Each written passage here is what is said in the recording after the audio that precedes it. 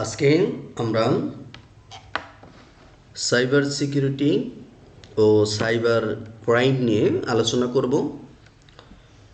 Cyber security ও cyber crime বর্তমানে আমাদের খুব চিন্তার বিষয় হয়ে দাঁড়িয়েছে। তো এই সাইবার ক্রাইমটা কি? আমরা সাধারণত অপরাধের মতো সাইবার ক্রাইমও একটা অপরাধ মনে করি, তবে এটি ইন্টারনেট এবং ডিজিটাল প্রযুক্তির মাধ্যমে এই অপরাধটা করা হয়। সাইবার ক্রাইমে কিছু উদাহরণ আছে, যেমন আইডেন্টিটি থ্রেফট, পরিচয় চুরি করা, তারপরে অনলাইনের প্রিডেটর, অনলাইনে শোষণকারী ব্যক্তি,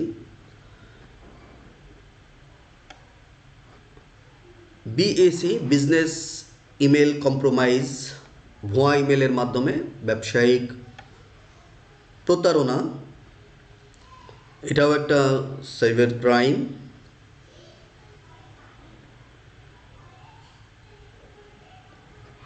র্যানসমওয়্যার, ডেটা লক করে বা কম্পিউটারকে একদম লক করে সেখানে মুক্তিপণ দাবি করতে পারে।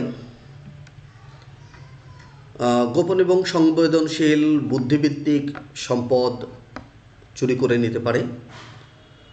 সাইবার ক্রাইম কেন বাড়তেছে? প্রতি বছরই সাইবার ক্রাইমের পরিমাণ বাড়ছে। এর পেছনে কয়েকটি প্রধান কারণ। সাইবার অপরাধ করা তুলনামূলকভাবে সহজ, ধরা পড়ার ঝুঁকি কম, অল্প পরিশ্রমে বড় অঙ্কের লাভ সম্ভব, একই সঙ্গে হাজার হাজার মানুষকে টার্গেট করা যায়। ক্রিপ্টোকারেন্সির কারণে অর্থ পাচার সহজ হয়েছে। আইডেন্টিটি থ্রেফটের মতো অপরাধ একজন মানুষের জীবনে ভয়াবহ প্রভাব ফেলতে পারে। এতে শুধু আর্থিক ক্ষতি নয়, মানসিক কষ্ট ও ব্যক্তিগত দুর্ভোগও সৃষ্টি হতে পারে। অর্থ পাচার এবং ক্রিপ্টোকারেন্সি। ইন্টারনেটে এমন অনেক সেবা রয়েছে যা অর্থ পাচারকে সহজ করে তোলে, বিশেষ করে যখন অর্থ ক্রিপ্টোকারেন্সির মাধ্যমে লেনদেন করা হয়। ট্যাম্বলার হলো এমন একটা সেবা যা ক্রিপ্টোকারেন্সি লেনদেনকে ছোট ছোট অংশে ভাগ করে বিভিন্ন অ্যাকাউন্টের মাধ্যমে বিভিন্ন অঙ্কে অর্থ পাঠায়। হাজার হাজার ব্যবহারকারীর লেনদেন একসাথে মিশিয়ে দেয়। এর ফলে অর্থের উৎস, গন্তব্য শনাক্তকরণ করা খুবই কঠিন হয়ে পড়ে। অপরাধী কারা? সাইবার অপরাধী যে কেউ করতে পারে, তবে সাধারণত যাদের বেশি দেখা যায় রাষ্ট্রীয় পৃষ্ঠপোষকতা প্রাপ্ত হ্যাকার গ্রুপ, যারা অন্য দেশের প্রতিষ্ঠানকে টার্গেট করে। র্যানসমওয়্যার গ্রুপ, যারা কোম্পানিকে জিম্মি করে টাকা আদায় করে। কিশোর বা তরুণরা, যারা ঘরে বসে অবৈধ হ্যাকিং করে। ক্রিপ্টোকারেন্সি ডিজিটাল মুদ্রা, যা এই যে এটা ক্রিপ্টোকারেন্সি অনেকের বুঝতে অসুবিধা হতে পারে। এই ক্রিপ্টোকারেন্সি হলো ডিজিটাল একটা মুদ্রা যা কাগজ বা কয়েনের মতো, যার ফিজিক্যাল উপস্থিতি নাই, অর্থাৎ ভৌত নয়।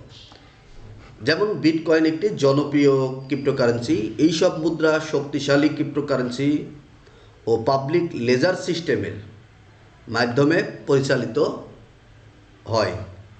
সাইবার অপরাধীদের ধরা। সাইবার অপরাধী খুব সহজে নিজের পরিচয় গোপন রাখতে পারে, ধরা পড়া এড়িয়ে চলতে পারে। তবে অনেক সময় তারা ধরা পড়ে যায় নিজেদের অসাবধানতা ও ভুলের কারণে। অতিরিক্ত আত্মবিশ্বাসী হয়ে ওঠার ফলে আইন শৃঙ্খলা বাহিনী অনেক সময় ধরা পড়া অপরাধীদের ব্যবহার করে অন্য অপরাধীদের তথ্য সংগ্রহ করে। তবে আইন শৃঙ্খলা বাহিনীর জন্য বড় চ্যালেঞ্জ হলো আন্তর্জাতিক সীমান্ত। উদাহরণস্বরূপ, আক্রমণের ট্রাফিক আসছে যুক্তরাষ্ট্র থেকে, পরে দেখা গেল সিস্টেমটি নিয়ন্ত্রিত হচ্ছে ভারত থেকে, এরপর জানা গেল সেটিও আবার নিয়ন্ত্রিত হচ্ছে পাকিস্তান থেকে। এই ধরনের ঘটনাটি বিভিন্ন দেশের আইন শৃঙ্খলা বাহিনীর মধ্যে সহযোগিতা প্রয়োজন হয়, যা সময় সাপেক্ষ, জটিল। আজকে আমরা সাইবার সিকিউরিটি এবং সাইবার ক্রাইমের লেকচার 1 বেসিক আলোচনা শুনলাম। নেক্সট আরও গুরুত্বপূর্ণ তথ্য উপাত্ত আমরা সাইবার সিকিউরিটি বিষয়ে জানব এবং আমরা নিজেদের তথ্য ডেটা সংরক্ষণ করতে পারবো এবং অন্যকে সচেতন করতে পারবো।